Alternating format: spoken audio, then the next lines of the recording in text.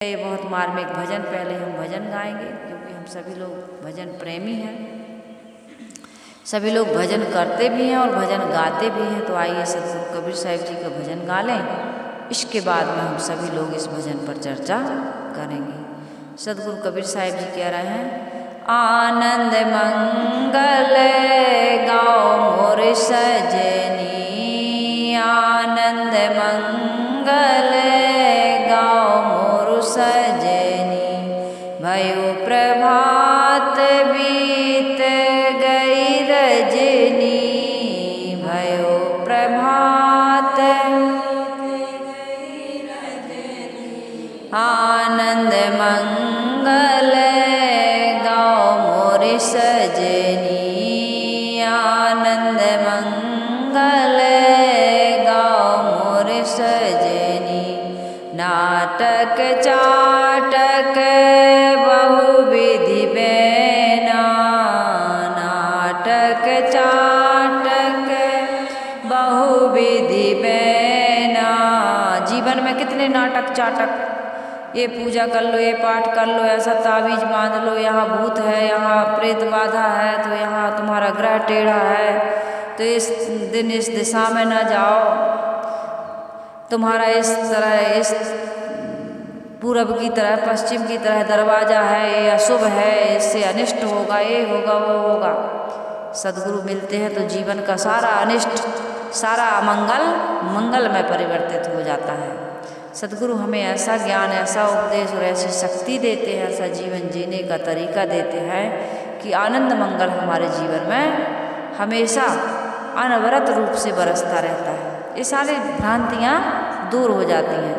तो उसी नाटक चेटक की बात हो रही है, लाल पूजा, पीरी पूजा, शनि देवता को तेल चढ़ा दो, तो हनुमान जी का आज मंगल है, शनिवार है, चोला चढ़ा दो, ये सारी चीज़ें, आज अमावस है, आज एकादशी है, ये सारे जो नाटक चाटक में लगे रहते हैं हम लोग, ये सारे समाप्त हो जाते हैं। इसलिए साहब इसी नाटक की बात कर रहे हैं कि नाटक चाटक बहुविधि बैना। बहुत प्रकार की बातें हैं। आप तिलकधारी पंडित को बुला लो, ऐसा भूमिका बनाएगा, घंटा 2 घंटा 4 घंटा 6 घंटा बैठ जाएगा, क्योंकि वो तो आया है अपना काम करने, वो बैठा है, बैठे ही काम कर रहा है। भाई बैठेंगे तो प्रभाव पड़ेगा। कुछ ऐसी बात उसी बीच में वो रख देते हैं कि आदमी को भ्रम मान्यता की बातें बड़ी अच्छी लगती है, उसको पकड़ लेते, फिर पूछते हैं और वो समझ जाते हैं कि अब मुर्गा फंस गया। अच्छा पंडित जी, तो फिर इसके लिए कैसे करना पड़ेगा? फिर उपाय बताते हैं, वही उपाय तुम्हें फंसाने की विधि है उनकी। तो यहाँ साहिब कह रहे हैं कि नाटक चाटक बहुविधि बैना, नाटक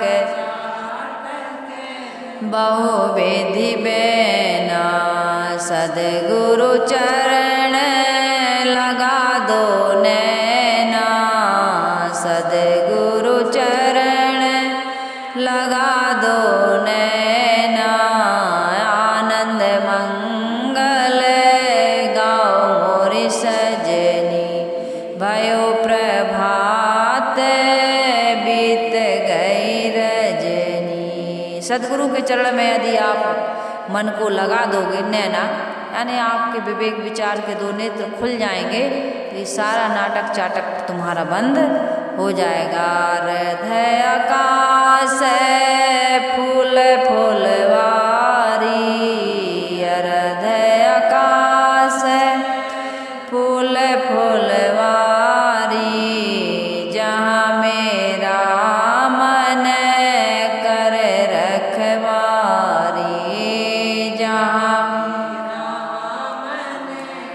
कर रखवारी, बिरछाए के अमी फल लागा, बिरछाए के अमी फल लागा, बिरछा यानी एक वृक्ष, अमी फल यानी अमृत का फल, बिरछाए के अमी फल लागा, पावेगा कोई संत सुभागा, पावेगा कोई संत सुभागा आनंद मंगल गाओ मोरी सजनी आनंद मंगल गाओ मोरी सजनी भयो प्रभात बीत गई रजनी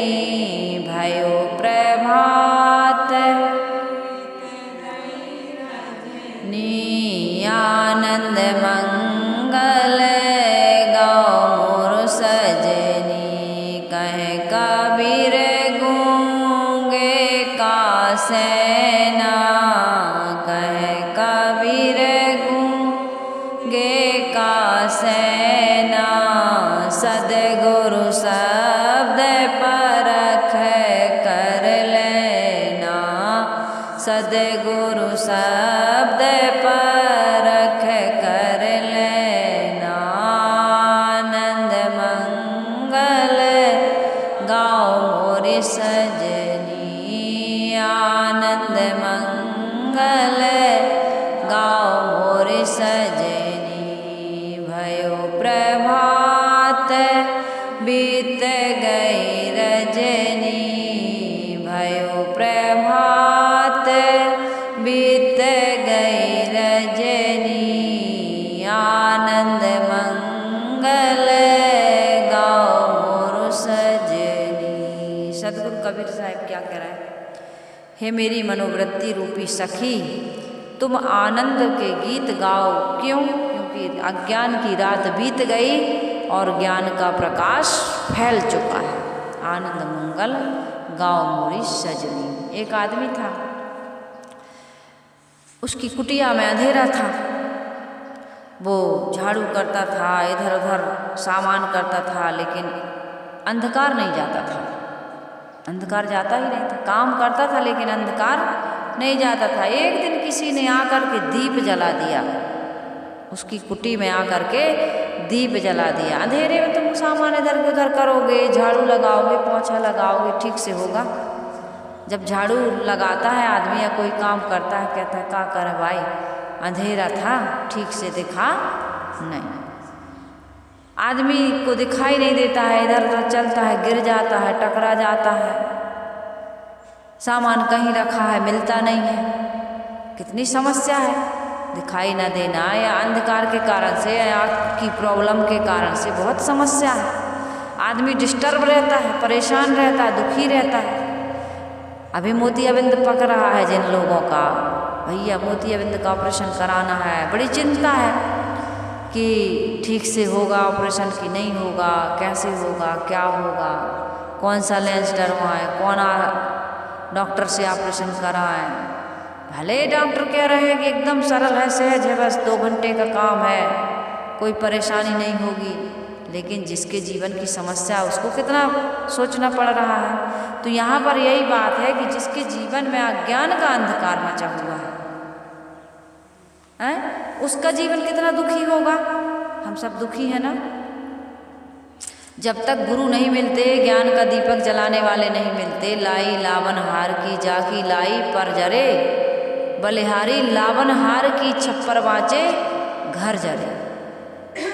सदगुरु ही ज्ञान की आग लगाते हैं या हमारे जीवन में ज्ञान का दीप जलाते हैं, और कोई जलाने वाला नहीं है। तो जब दीप जल जाता है तब सारी वस्तुएं ठीक से समझ में आती हैं, यानी कि इस संसार की वास्तविकता हमें समझ में आती है, बोध प्राप्त होता है। इस संसार को समझना, समझ करके उनके साथ सुंदर व्यवहार करना और सुलझ करके जीवन जीना, सबके साथ हिलमिल करके घुल करके रहना और किसी में ना चिपकना, कहीं राग द्वेष ना बनाना। काजर केरी कोठरी बुढ़ता है संसार, बलिहारी तेहि पुरुष की जो पैठ के निकरन हार। कबीर साहब जी ने कितना कहा। सदगुरु कबीर साहब जी की वाणी को समझना ये बहुत आवश्यक है, परम आवश्यक है, अनिवार्य है। इसके बिना जीवन सुखी नहीं हो सकता है। तो काजर केरी कोठरी, ये संसार काजर की कोठरी है। काजर की कोठरी में कैसो हो सयान हो जाए, एक रेख काजर की लागी है पे लागी है।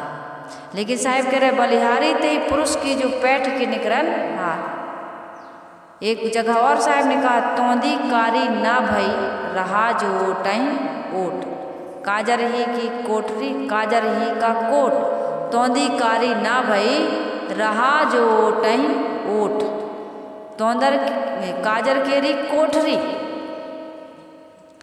अब काजर की कोठरी में कोई घुस जाए कितना सयाना हो, लेकिन एक रेख काजर की लग ही जाएगी। अर्थात इस संसार में, ये संसार कैसा है, कांटों की बाड़ी, ये सबका अनुभव है। इस संसार में चाहे आप कितना भी प्रेम कर लें किसी से भी, प्रिय से प्रिय व्यक्ति जो आपकी दिल की धड़कन है ना, ऐसे कहते हैं तुम तो मेरे दिल की धड़कन हो, तुम तो मेरी जान हो, कहते हो कि नहीं कहते हो? आपका चाहे वो बच्चा हो, चाहे आपकी बीवी हो, चाहे आपके माता पिता हो, चाहे आपका मित्र हो, और भी रिश्ते हो सकते हैं, खास मुझे जो समझ में आया बताया, उससे भी दुख मिलता है, उससे भी शिकायत होती है, उससे भी उसके व्यवहार को लेकर, उसको लेकर के रोना पड़ता है, और ऐसा रोना पड़ता है कि उस दिल के दर्द को हम बता नहीं सकते, केवल महसूस कर सकते। ये संसार ऐसा है, जिनको तुम कहते हो कि दिल में दिल बन के धड़कते हैं, वो ऐसा घाव दे देते हैं कि दिल तड़पता है, दुखी होता है, नींद नहीं आती, करवट बदल बदल करके आदमी रात गुजारता है। दिन में तो थोड़ा इधर उधर मन बहल ही जाता, लेकिन जैसे ही रात होती है उसके लिए रात बैरन हो जाती है, बैरी की तरह। इतना कोई शत्रु भी दुख नहीं देता जितना वो रात दुख देती है, सो नहीं पाता, शांति नहीं पाता, ऐसा हो जाता है जीवन।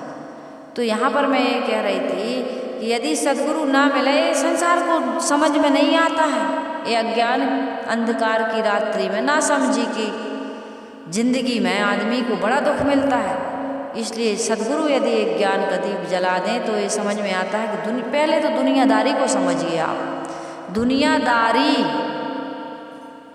दुनिया में क्या लगी है, दारी, ये दारी क्या है, गारी, ये दुनिया को लोग गाली दे रहे हैं। दुनियादारी में ना पड़ो भैया, ये दुनिया को लोगों ने गाली दी, ये दुनिया क्या है, दारी है। और इस दुनियादारी में पढ़ करके सबकी दुर्दशा हो रही है। जो जितना वो इसमें डूबेगा उतना ही दुख पाएगा। इसलिए सद्गुरु कहते हैं कि भाई इस दुनियादारी में एक ज्ञान का दीपक जला लो, जला लोगे तो जैसे टकरा टकरा के मरता है ना अंधा, सामान रखा है लेकिन नहीं मिलता है, भटक रहा है। अभी जो मैंने समस्याएं गिनवाई वो समस्या से हम और आप मुक्त हो जाएंगे। इसलिए हमें क्या करना चाहिए, ज्ञान का दीप जलाना चाहिए। फिर हमारा काम है, क्रोध है, लोभ है, मोह है, अहंकार है, ये अपने आप खत्म हो जाएगा। इसलिए ज्ञान के दीप को जलाने की आवश्यकता है, तभी हमारे जीवन में आनंद मंगल हो सकता है। वरना हमारे जीवन में आनंद मंगल की संभावना बिल्कुल भी नहीं है। आदमी क्या करता है, अपने आप से बिछुड़ जाता है, अपने आप को नहीं पहचान पाता, अपने आप में नहीं ठहर पाता है, दुनियादारी में भटकता रह जाता है। जिसको अपना घर ना मिले वो क्या करेगा, दूसरे घर में कितनी देर रहेगा। अपनी चाहे कुटी घास फूस की ही क्यों ना हो, है ना, अपना अपना होता है कि नहीं होता, और पराया पराया होता है। ये तो अच्छे से जानते हो, सहज बात है। तो इसलिए परोक्ष के देवी देवताओं को चाहे तुम जितना पूज लो, जितना मान लो, जितना जल चढ़ा दो, परोक्ष के ही रहेंगे। लेकिन अप्रोक्ष जो अंतरात्मा है, अपना निज से चेतन स्वरूप, उसमें चाहे जितने ठहर पाओ उतना काफ़ी है। बाहर से जो कुछ मिलेगा वो छूटेगा, ये संसार का नियम है। और जो बाहर से मिलता है वो अपना नहीं होता है। जो अपना है नित्य प्राप्त, जिसे हम भूल चुके हैं। एक राजकुमार बचपन में बिछुड़ गया, साधारण लोगों के साथ उनके बीच रहने लगा, स्वयं को गरीब समझने लगा। वर्षों के बाद एक मंत्री आया, बोला तुम तो राजा के पुत्र हो। क्या हो, राजा के पुत्र। जैसे ही ये पता चला, एक क्षण में उसका जीवन बदल गया। गरीब से क्या बन गया? अमीर बन गया। हम लोग ऐसे भटके हुए हैं, कोई ऐसा गुरु मिले, पीर मिले। तमन्ना दर्द दिल में है तो कर खिजमत फकीरों की, नहीं वह लाल मिलता है अमीरों के खजानों में। अमीरों के यहाँ आपको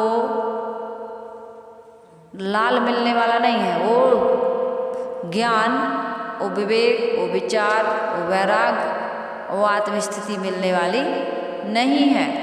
बाहर का अमीरों के पास जो कुछ भी है दुनिया की चीज़ों को लेकर के, जिन्हें हम अमीर कहते हैं, और जो आत्मधन को प्राप्त हो गए हैं लेकिन भौतिक धन से गरीब हैं, जिन्हें हम फकीर कहते हैं, उन्हीं के यहाँ आत्म शांति रूपी लाल मिलता है, उन्हीं के यहाँ आत्मस्थिति रूपी लाल मिलता है, उन्हीं के यहाँ मोक्ष और कल्याण रूपी लाल मिलता है। इसलिए फकीरों की खिदमत करो, उनकी सेवा करो, उनकी भक्ति करो, उनका सानिध्य प्राप्त करो।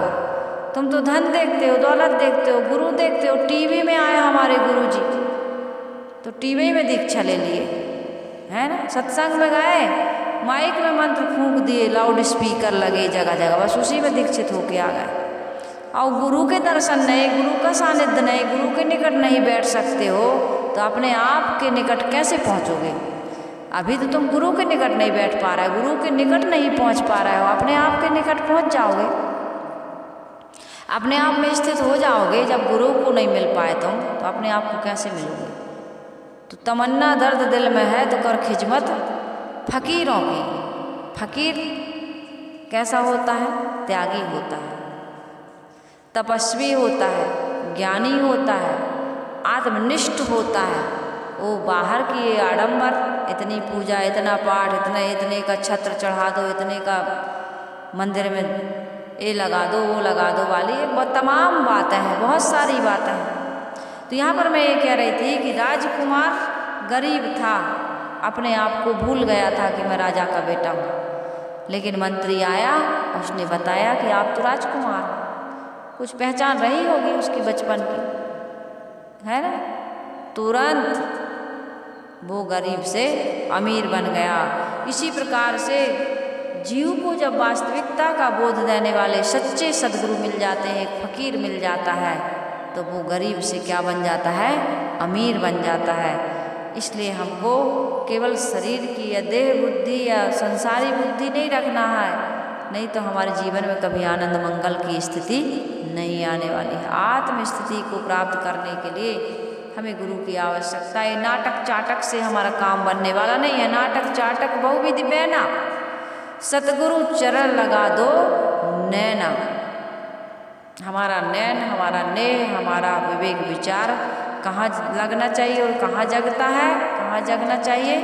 सदगुरु के चरणों में। चरण मतलब उनकी सेवा, उनकी भक्ति, उनका सानिध्य, वहाँ जाइए। नहीं तो संसार के गुरु लोग भटकाने में देर नहीं करेंगे। ऐसा दरवाजे पर नारियल बांध दो, नींबू बांध दो, मिर्ची बांध दो, प्रेत बाधा, भूत बाधा, ए बाधा, ओ बाधा, कुछ भी नहीं आएगा। मिर्ची, नींबू, नमक ये सब खाने की चीज़ें हैं कि लटकाने की चीज़ें हैं? तुम्हारे भूत प्रेत मिर्ची नींबू से डरते हैं, इतने कमज़ोर हैं? मंत्र में इतनी शक्ति है, तुम्हारी वाणी में भूत प्रेत लगते हैं और उसी में फिर झड़ भी जाते हैं। और जो नहीं है, पंडित पुरोहितों के चक्कर में, तांत्रिक ओझा बैगा के चक्कर में उनको कभी भूत प्रेत नहीं लगते। हाँ, रोग है तो यदि ऐसा होता तो ये अस्पतालें बंद हो जाती। ये बच्चे 20-20, 25-25, 30-30 साल तक जो पढ़ाई कर रहे हैं, डॉक्टरेट की डिग्री लेने के लिए विदेशों के चक्कर काट रहे हैं, MBBS बन रहे हैं, जो भी डिग्रियाँ, चाहे आयुर्वेद में हो, होम्योपैथी में हो, चाहे एलोपैथी में हो, कोई भी पैथी हो, इतने दिनों तक ये लोग इतना प्रयास करते हैं।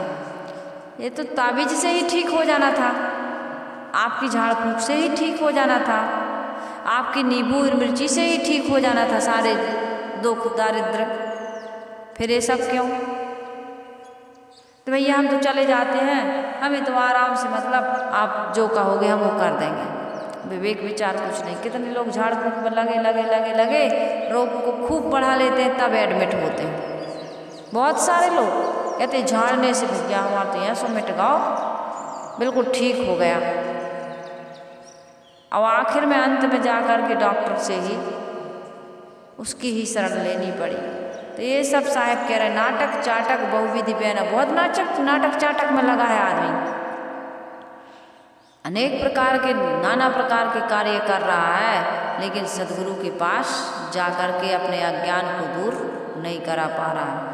अरध आकाश फूल फुलवारी, जहाँ मेरा मन करे रखवारी।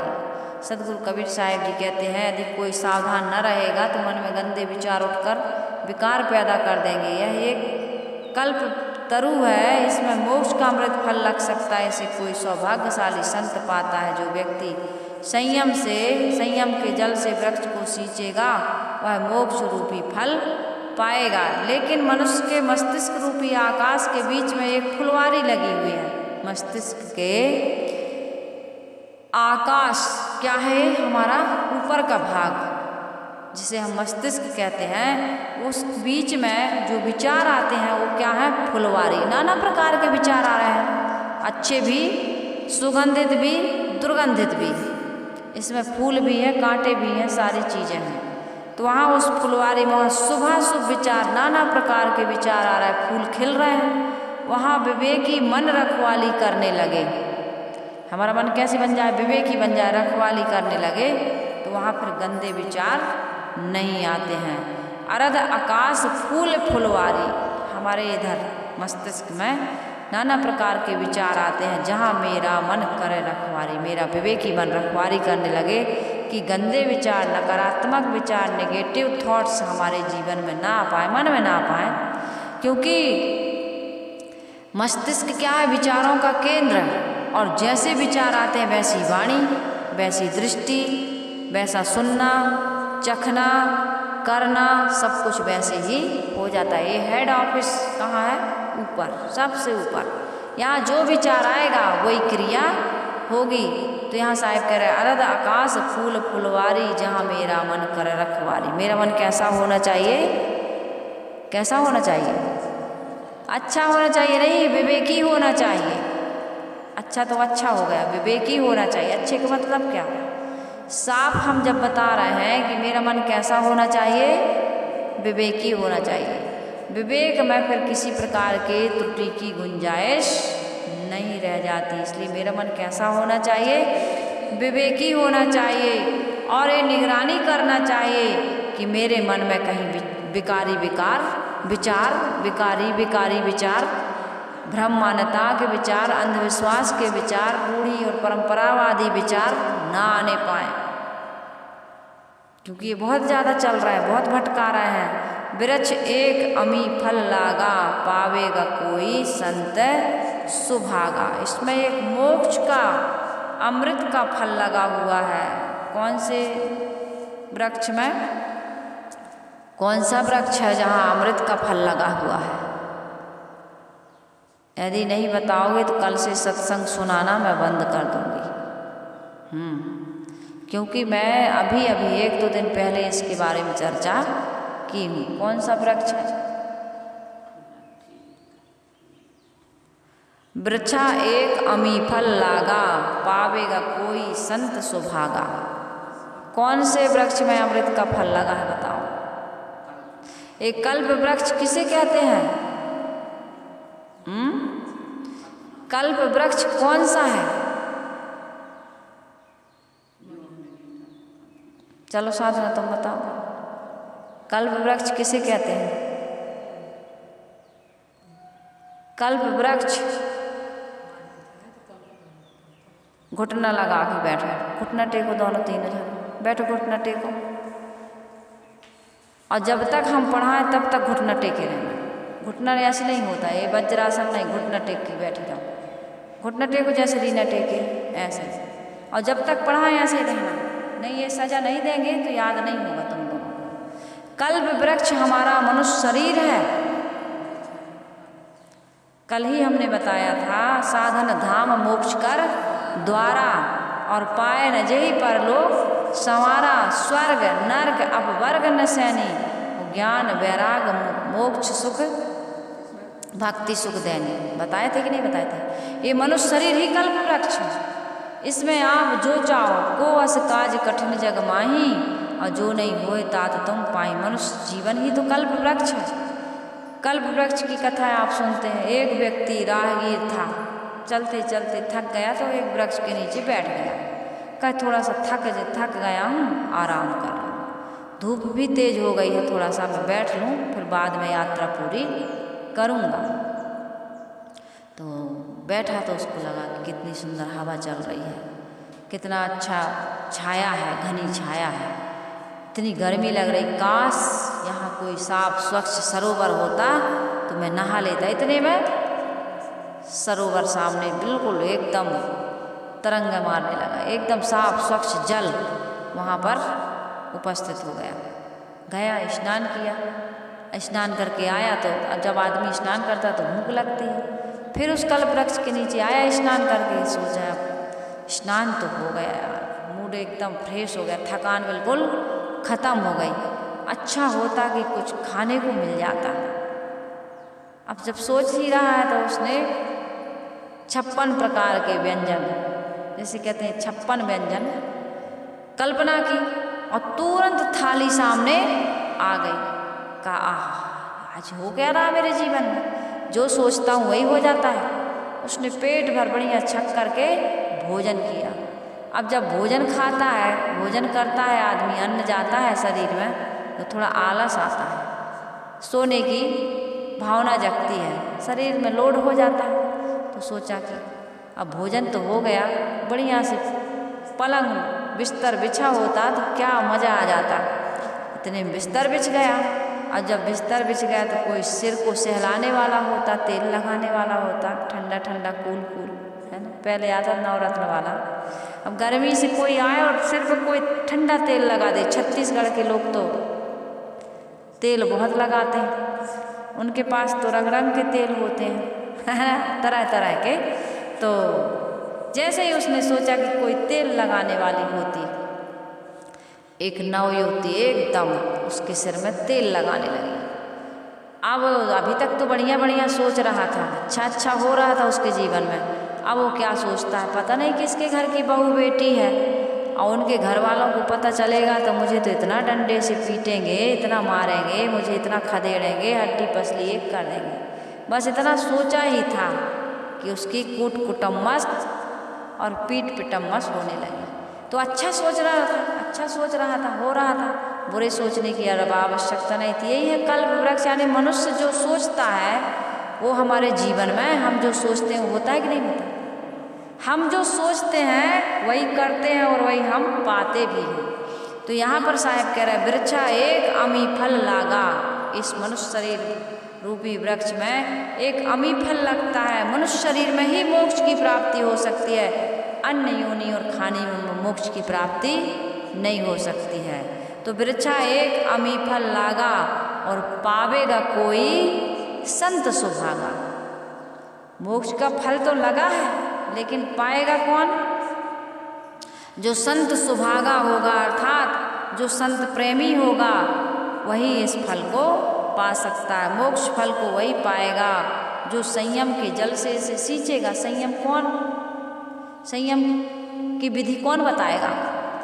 संत बताते हैं। संयम, साधना, ये सेवा, स्वाध्याय कौन बताता है? संत बताते हैं, गुरु बताते हैं। तब याद हो गया कौन सा वृक्ष है?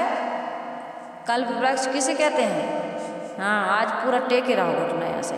उस मोक्ष के अनुभव का वर्णन नहीं हो सकता है। उस मोक्ष का अनुभव कौन करता है? मनुष्य ही कर सकता है। लेकिन कैसे?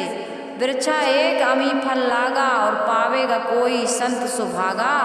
कहे कबीर गूंगे की सेना, सतगुरु शब्द परख कर लेना। यहाँ पर बता रहे हैं कि आत्म शांति ही मोक्ष है। जैसे गूंगा गुड़ खाकर उसकी मिठास नहीं बता सकता है, केवल संकेत में अपने आनंद को व्यंजित कर सकता है।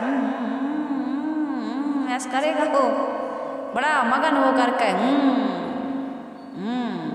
ये भी नहीं कहेगा कि मज़ा आ गया, तो मतलब सहन करेगा, संकेत देगा, आनंद उत्साह की एक एक्टिविटी करेगा कि देखो क्या मज़ा आ रहा है, बहुत अच्छा लग रहा है। तो यहाँ पर मोक्ष के बारे में वाणी सक्षम नहीं है कि उसकी वो व्याख्या कर सके, उसका वो वर्णन कर सकते, क्योंकि शब्द का विषय नहीं है। एक विषय ऐसा, एक रस ऐसा है जिसका केवल अनुभव किया जाता है, वो बताया नहीं। जैसे पीड़ा ही है, आप पीड़ा ले लो, आपको कोई पीड़ा होती है तो भाई क्या भारी दर्द हो रहा, भयंकर पीड़ा हो रही, लेकिन बता नहीं सकते। बता लोगे आप, मन में दुख है, बहुत दुखी है आज मन, लेकिन उस दुख को आप दिखा सकते हो क्या? हाँ, थोड़ी सी आपकी एक्टिविटी से पता चल सकता है कि यार आज आदमी बड़ा उदास सा दिख रहा है, रोएगा तब भी पता चल जाएगा, है ना। या सिर में दर्द है, या व्यवहार ठीक से नहीं कर रहा, आज दुखी है, लगता है कुछ तो बात है मन में।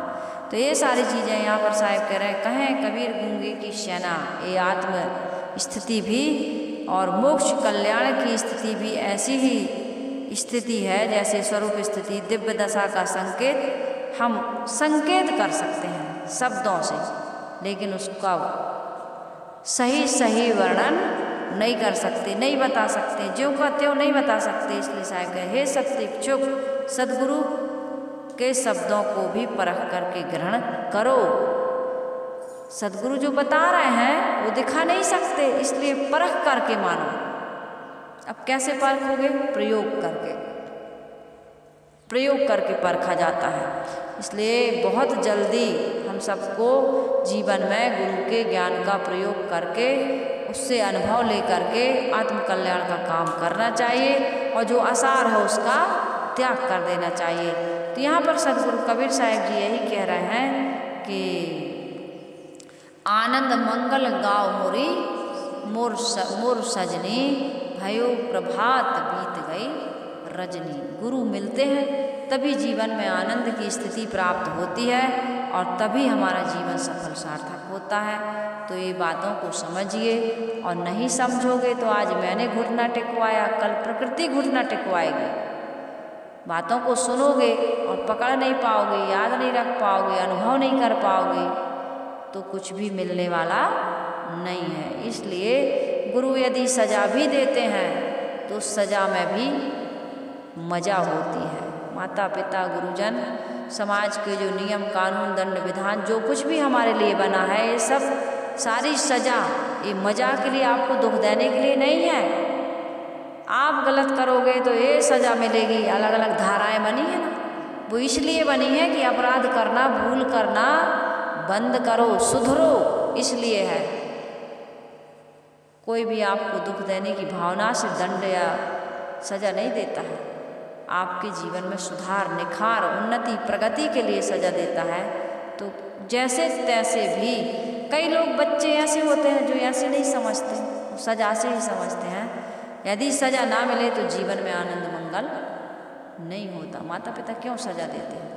तो आप सभी लोग अब घुटना से गुरु की स्थिति में बैठ जाएं और गुरु का आभार व्यक्त करें, गुरु वंदना करें। इसके बाद इस सत्संग का समापन होगा, और अब तो ये याद हो ही जाएगा